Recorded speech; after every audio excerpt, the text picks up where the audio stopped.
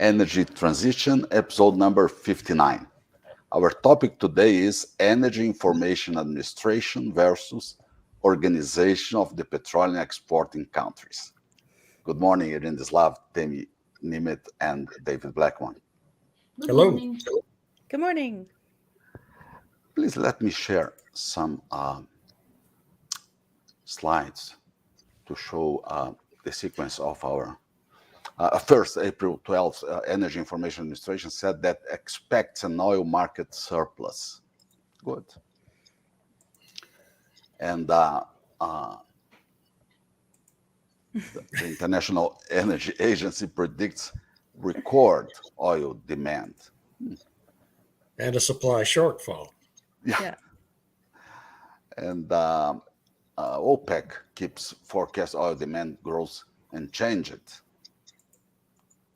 And this is from Hystad Energy that sees demand growth robust. See 2024, interesting numbers. And it's a curious only for refinery runs. The same company, Hystad Energy, sees a very strong volume of refinery runs for 2024. And this is a friend of mine, David Blackman, that called our attention to daily change in forecasting. I love it. I had to add my editorial comment there. Yeah, and another friend of mine's, Irindislav, that said that OPEC warned supply deficit. Interesting. And today morning, Syed Rizvi published something interesting, saying some controversial predictions from IMF, OPEC, and other institutions. So let me remove here and come back to here. Okay. So in conclusion, so many institutions predicting so many different numbers. Tell me, if possible for you, could you please give us a brief explanation of these institutions, different institutions we have, and what they represent in terms of reliability too? You know, that's a really good question these days. I mean, on the one hand, we've got the Energy Information Agency administration from the United States, which is part of the Department of Energy. It's part of their data statistical analysis arm. And they've generally been very apolitical, not politicized numbers, but just really good data. And then you have the International Energy Agency, which used to be like that, but recently has been very, how can you put it? Politicized and schizophrenic, as I've said before, right? And then you have OPEC, which of course has its own reasons for putting out their data, and so it's, you know, you have to sort of understand and look at what these different things are. Like OPEC, I can see wanting to put out those numbers to say demand is increasing and so on because it kind of suits their members. I think it's more rooted in reality. But the IEA also says demand's increasing, even as their chief says, no, demand is not increasing. But like with respect to the United States and some of the news articles, like Market Watch had one where they were trying to say, well, the production is going to shift away from OPEC. Well, if OPEC's reducing their volumes and other countries are picking it up, yeah, okay, but it's temporary and it's not significant. I mean, I've got some charts that show how much OPEC contributes to the overall fuel liquid supply, and it's 35% of the world market. And, you know, for reserves, they've got, including the OPEC Plus members, 90% of the world's oil reserves. So I really don't think they're going anywhere. I don't think, you know, this production shift is temporary. It's not something, I think it's more about giving price signals because they don't want the price to spike too high. And well, most people anyway, maybe Fatty Burrell does in order to promote renewables. Oh, it's too expensive. We better invest in renewables. So yeah, there's complexity there. Interesting. Only a technical point, Irina. Probably you could turn off the microphone when other people are speaking to not return. There is a small return. Okay. Yeah, but now I'm asking you something. So, Irina, a lot of contradictions. Are they saying the same thing in different manners? What's happening exactly with these different institutions? Well, I agree with what Tammy said, that each of these institutions has its own interests. It's very clear this interest for OPEC, and with the International Energy Agency, it has now become a very biased organization, pushing relentlessly the energy transition rather than providing statistical data. But it still does provide statistical data, which is where the conflict between what Fatih Birol says and certain reports produced by the IEA say, and what the data actually shows, which is that oil demand is rising and supply is not rising fast enough. So it's got to a point where Fatih Birol is calling for more oil investments after calling for the end of oil investments. But I'm afraid I'm starting to have doubts about the accuracy of forecasts made by the Energy Information Administration. And the reason I'm starting to have doubts is that I have been reading since last year how shale oil industry executives are warning that they will not be expanding production as fast as they used to. They're warning about the Pioneer Natural Resources CEO has been really vocal about it. He's saying that production of crude oil in the US shale patch will slow down in terms of growth because good inventory is running out and because investors are pushing for continued returns instead of investment in more production. And basically the industry seems to be expecting much lower production growth of US oil production than the Energy Information Administration. And I'd love to hear David's take on this, because I find it really interesting. I'm worried. I probably got infected by your conspiracy theorism, David. But I'm worried that the ideology that has permeated the US federal government has reached this statistical data arm of the Department of Energy. I may be wrong. I hope I am, but I don't know. Yeah, I'm a little worried about it too. We've seen some signs here in recent months of some political bias creeping in. And I've been very complimentary of EIA and the staff there over the years for avoiding that in any administration. And there's always pressures on them to head in that direction. It's just starting to feel like there's a little of that creeping in. As far as the U.S. shale patch, we have heard these forecasts from some in the industry and from some in government for years now that the Permian is peaking and we've drilled up all the good locations and production growth is going to slow down, and it did slow down last year. And in a year in which it slowed down, they still increased overall production from U.S. shale oil by 900,000 barrels per day.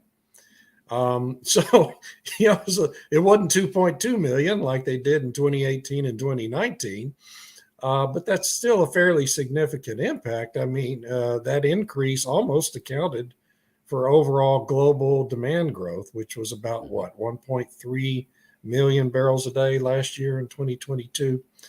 And so this year, I think the general conventional wisdom is the U.S. shale will increase overall production by something less than that, maybe around 500 to 700,000 barrels per day of growth.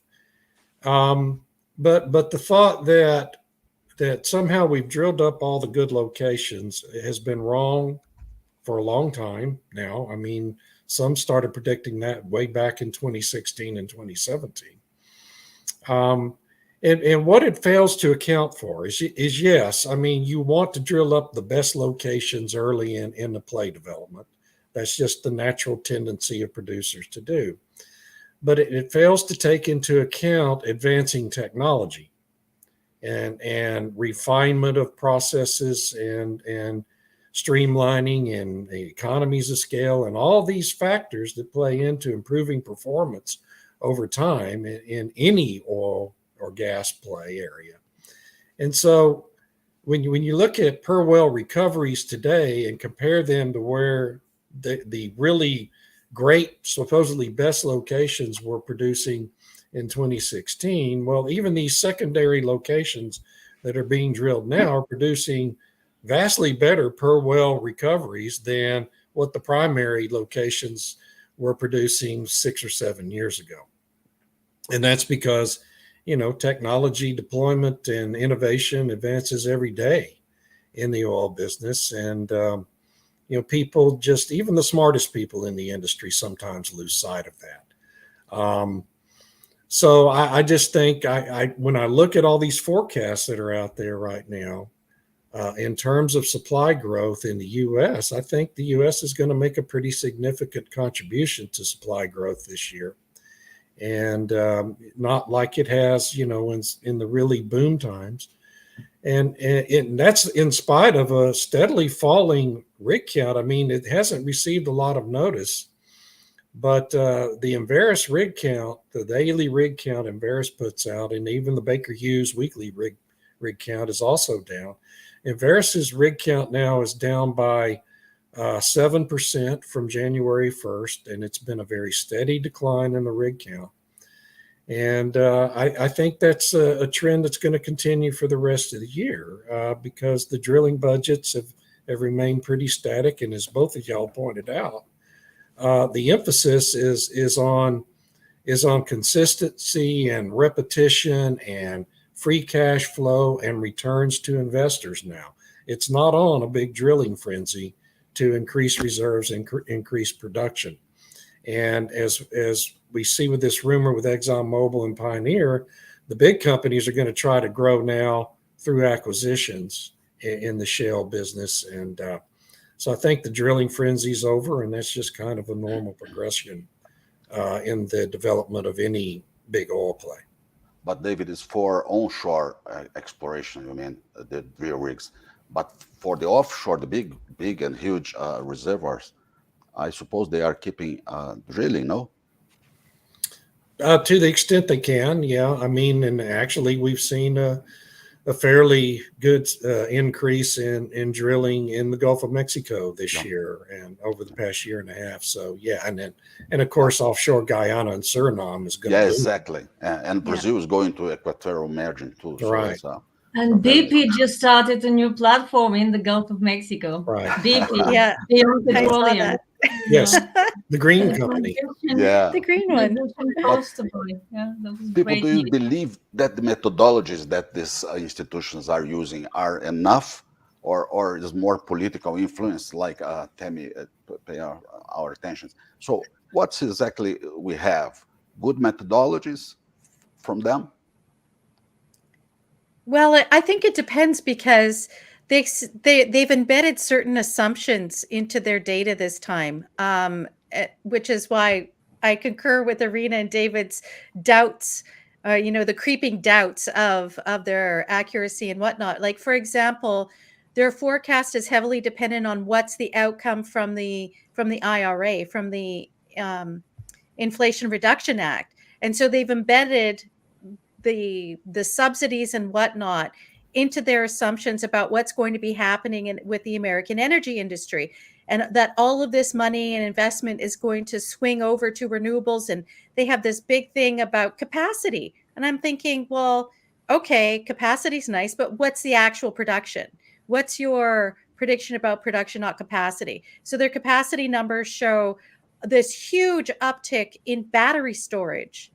And I thought, okay, so where are they going to get those batteries from? Where are they going to be sited? What's the approval process? Because they are showing this huge increase in battery storage for next year.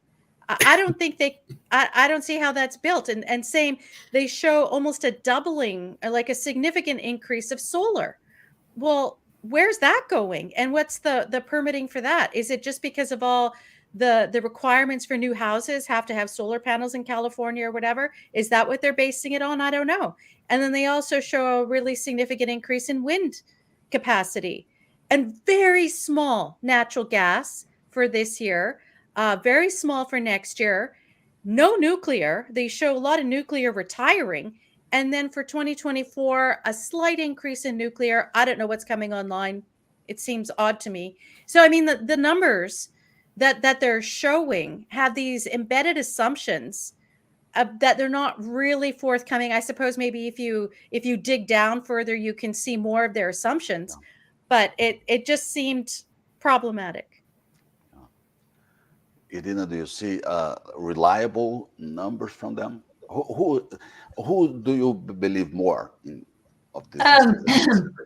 Oil prices, but even they cannot be trusted, as we know, because prices move for so many different reasons. I think it's worth keeping track of everything that these agencies publish, just in case, just so you have more than one source of information. But always take it with, a grain of salt, because you don't know. I mean, I remember until a few years ago, the API inventory report, the weekly inventory report, and the EIA inventory report were vastly different. And because we cover it every week, we cover both reports for oil price. And I remember API reports surprise build or surprise draw. And then the Energy Information Administration comes out on the next day with the complete opposite. I mean, API reports a draw, EIA reports a build. And this kept on happening, even though both institutions rely on figures reported by the industry. Yeah. Is that correct, David? I think that. Oh, it's absolutely correct. We were wondering what is happening. Why is this happening? I still have no answer to this. So right. There's always, space for mistake. And of course, there's the vested interest, as we said, as Tammy said, in OPEC and now in the International Energy Agency. Yeah, and API has a vested interest too, right? I mean, that too, yeah. They're an industry in the United States. So, but it's all based on these casino statistical modeling exercises, and they run various scenarios, and it's all just kind of throwing darts at a dartboard. Okay, so just a second. So, since you mentioned models, I wanted to ask you, how do you model innovation? Because that's a huge factor in a lot of the oil field development, as you pointed out. So how do you model that? Do you say, well, I'm going to put in a 2 or 5% increase for innovation? I mean, how? I think that's the only way you could do it, right? I mean, I don't know. I can't think of any other way you could do it. And the problem with that, of course, is just like everything else when you're running that kind of a statistical modeling process, on which we're basing every major decision in our society these days, by the way, including climate change, is you just have to make an assumption and plug it in. And the problem there is that innovation doesn't take place on any kind of a straight line that would show this steadily rising curve, right? It's stops and starts and stops spikes. And starts, right? It spikes periodically. And so none of it's going to be necessarily reflective of reality. I mean, one of my favorite games every year is just to sit back and watch how many times during any calendar year the International Energy Agency has to revise its forecast for global crude demand upwards from its original estimate. They've already done it twice this year, and we're only, 3.5 months into the year. And I suspect they'll have to do it 2 or 3 more times since Fatih Birol predicted we're going to have an end to growth in oil demand soon, right? And so that just means it's going to go up faster, but it's just all so uncertain. But David, recovery factors could be a good measure for innovation. Do you agree with Yeah, it? I would think so. And I think you could measure that, right? You can measure the pace of that somewhat reliably now because we have 12 years of experience of watching it happen in the Permian Basin. So you should be able to take that and somewhat intelligently, plug a factor into a model now after a dozen years. And, whether they're doing that or not, I don't know, but Yeah, it always feels like, people are failing to account for that particular factor in what happens in the business. And so from a static standpoint, when someone says, Mark Papa or whoever it is that's talking says that we've drilled up all the prime locations in the Permian Basin, that as just a technical statement is probably true. But that doesn't mean you're going to be recovering less from the next drilling project yeah, that's than right. you did from the best locations 8 or 10 years ago. You're probably going to be recovering more due to advancements in technology and techniques. I'm not sure. Yeah, sure. Uh, I suppose this LinkedIn user Well, probably in It's the is. past, that's been Stu Turley. Yeah. yeah. It seems that a key economic piece Fatih and others have failed to acknowledge is that as the price of crude and natural gas increases, the higher the costs are to manufacture all things wind, solar, battery, and EV. Well, yeah, that's true. That's true. That's I true. think, and Yeah, yeah, you gotta but that mine the doesn't seem to material. magically just have a new subsidy to account for that, right? Yeah. Fernando Fernando Reno. Reno, welcome, Oil is Fernando. abundant. Yeah, Oil welcome. is abundant in the world. Consumption of derivatives is limited by world consumption in both fuels that need vehicles running in the countries and in petrochemicals that need the industry to produce. OPEC Plus acts as the mediator in the natural law of supply and demand, yes, trying to establish higher prices for its producers, but demand has regulated this claim. Yep. And the other thing that's regulated the claim is of course, uh, a few years ago, it was with a rapid increase in shale production in the U.S. and still globally, it's increases in production in non-OPEC countries. And are Yeah. they going to? The question I think Arena asked Friday or Saturday was, well, is OPEC going to just keep cutting, right, in response to any growth from the rest of the world? And that's a good question. I don't know the answer. I can't remember asking this question, but I'm sure I've wondered about it. Yeah, I saw it in an email in this I group. was in an email. Maybe it was Tammy. No, it's Arena. I can't remember all the questions I ask. Yeah, but, Yeah, but, that's probably, yeah. okay I wanted about to this. add. Can Yeah, can I sure. add something, Armando? So Sure. the interesting thing about OPEC Plus is when it came into being, because it came into being in 2016 when the United States had increased the oil to the market and the prices were dropping. And so it was sort of like OPEC expanding association with other producing countries to say, we need market stability. We need to control the price. We need to control the price that the most people will want to pay before they start freaking out. And it's kind of the way Tony Blair was talking about taxation in the UK back in the early 2000s. So they sort of took a page out of that book and was sort of like, okay, how can we bring Russia in and everybody else to make sure that we can still keep prices reasonably high, that we can still make a good profit without the United States completely controlling the market. I think that's where we get the OPEC Plus thing coming in. And that's what they say their reason is, that to create market stability. Of course, that always has to be taken with a grain of salt. But the other 2 points I wanted to raise was that with the shale producers saying, oh, well, I think we've maxed out the good fields. Is this a call for investment? Is this a sort of cry, we need more money so we can do more investment kind of thing, when investment hasn't been so robust since shareholders have wanted their money back and so on? And then I wonder how this is linked to what Secretary Yellen said the other day, where they don't want to raise interest rates. They want to use the banks instead to slow inflation so that the banks tighten their lending. So if they get the banks to tighten how much they lend out, then that can have an effect on if companies get the financing that they need in order to develop more, which is hard to do with all the regulations that are there in the United States and Canada and other jurisdictions, but those ones in particular that stymie development, that stymie the ability to go out and do the drilling.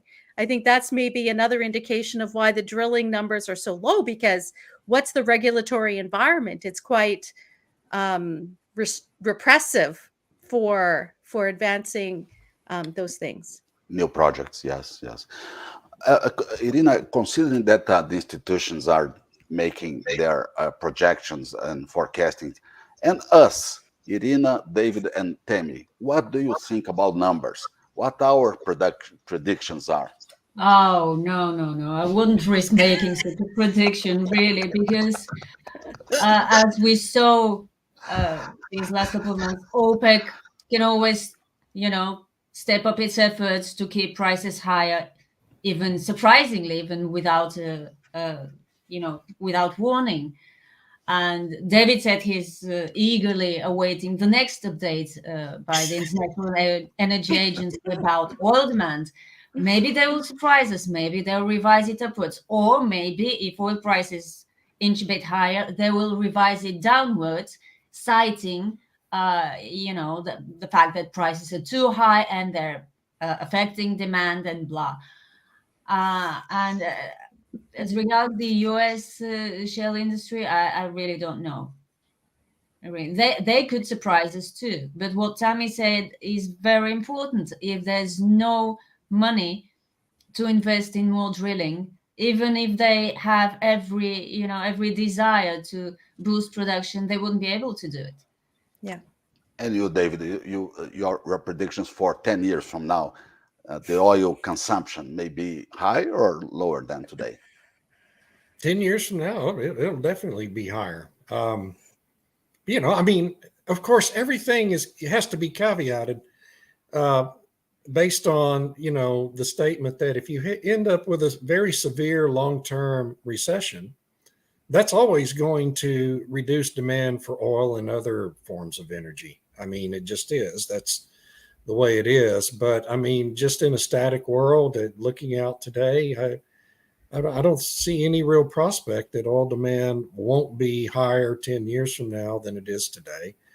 And that's not because, we're going to have increases in solar, we have increases in wind generation, and you're going to have more EVs on the market then than you do today. But you're also going to have just a constant expanding demand for more and more energy as society advances. And unless the governments, mainly in the Western world, can kill off economic growth, which seems to be the general policy direction they're pursuing. And, we'll just see what happens in the next few rounds of elections in these supposedly democratic societies, and see how that works out for them. If the publics in those countries endorse low or no growth, or even declining growth of economic growth and the hardships that's going to create, then, they win. Yeah. And let me, Irina loved me. Now, that is true, Terry. Come on. And morning, great. David, need a coffee? I've already had 3, man. How many? Gosh, I'm worried about my health here. And Armando, you have a great face. Oh, thank you so much. And he's very funny today, huh? Temi, you look great. Yeah. Oh, fantastic. Temi, using this opportunity to talk to you, and your predictions in terms of new energies, not for oil and gas and coal, but new energy, solar, wind, what do you see in the future? Will take a big part of this pie or not? That's a good question. I'm not sure. It all depends on regulation again. And are there approvals? Can they get the siting done for all the wind turbines that they want to do? Is there going to be enough resistance of the local populations who don't want forests of wind turbines chewing up the birds and killing whales and so on? With the solar panels, I'm not sure. Again, it becomes what we've been talking about a lot on this podcast with the transition of how do you get the materials, where are you going to source them from? If there's a conflict between China and Taiwan, will that create a huge interruption? Will there be sanctions? Will they say stop importing solar panels from China? There's all kinds of things that can affect not just the renewables, but also oil demands and so on. If there's a hot war, what does that do? If they follow through, like with the EPA rules on internal combustion engines and try to ban them, what's that going to do to oil demand and so on? So there's a lot of different factors in flux right now. And I think it's really difficult to make any kind of predictions for 3 months from now, let alone 10 years from now. It's hard to say. Yeah. So the conclusion could be in 1 week, we can forget all of these numbers that the institutions are bringing to us. Well, that's right. Yeah. This is the central point. They're good signposts, but not much else. Yeah. Good point. Only. Good point. Excellent. People, it was a pleasure today, this Monday. As Always. Always. Have an excellent week. Have a You great too. week. Thank you. Bye-bye. Bye. Bye. Bye-bye. Bye.